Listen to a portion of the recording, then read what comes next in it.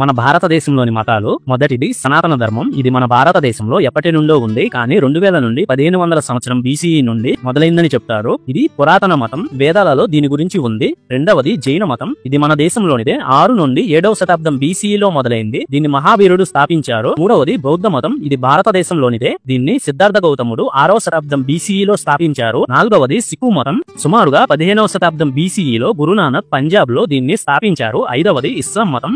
7-8 శతాబ్దం CE లో భారతదేశానికి వాణిజ్యం కోసం వచ్చిన వాళ్ళు దీన్ని ఇక్కడికి తెచ్చారు.